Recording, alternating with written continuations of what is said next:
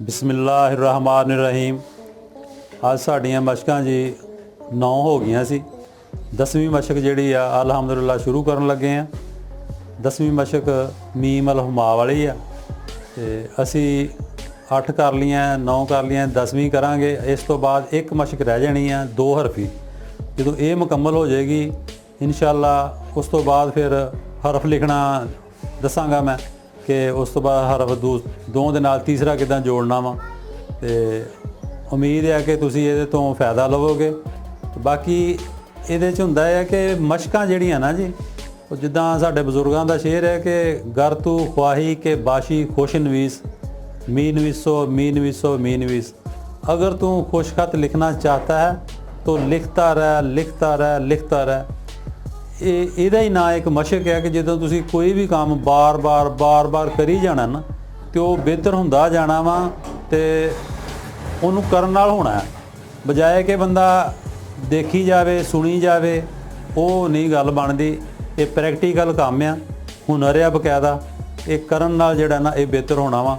ਬਿਸਮਿल्लाहिर्रहमानिर्रहीम। मशक साड़ी अज 10वीं मशक आ और सबक नंबर 110 मीम के नाल काफ।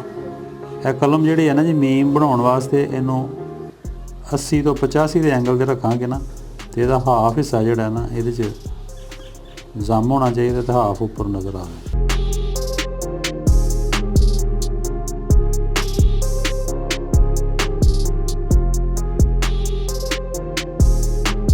इत्थों शुरू करिए ना जी तो यह 2 कत के फासले तो इनू पकड़ना चाहिए ताकि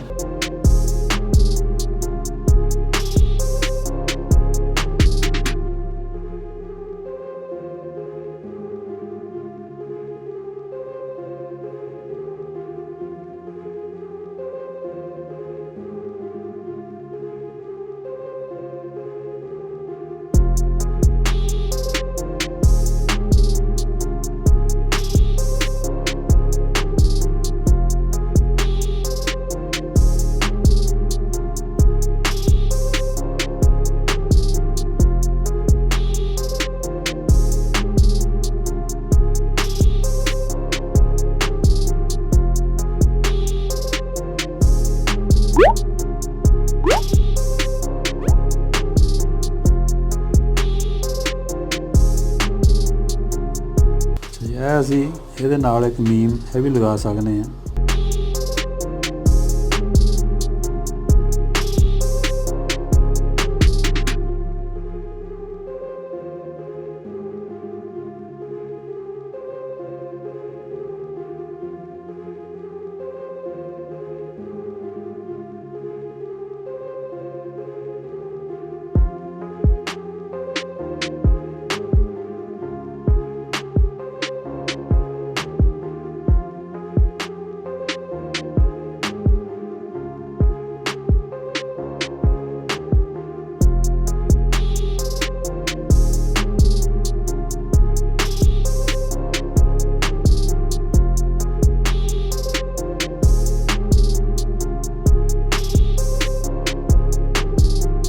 ਇਹਦਾ ਹਿਸਾਬ ਰੱਖਣਾ ਪੈਂਦਾ ਕਿ ਇਹ ਲਾਈਨ ਲਗਾਓਗੇ ਨਾ ਇਹਦਾ ਉੱਪਰ ਦਾ ਹਿੱਸਾ ਇਹਦਾ ਨੀਚੇ ਦਾ ਹਿੱਸਾ ਤੇ ਬਰਾਬਰ ਹੋਣੇ ਚਾਹੀਦੇ।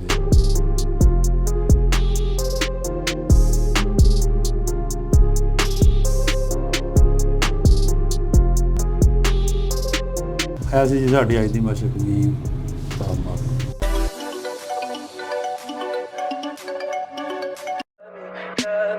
Tell me pretty lies, look me in the face, tell me that you love me, even if it's fake.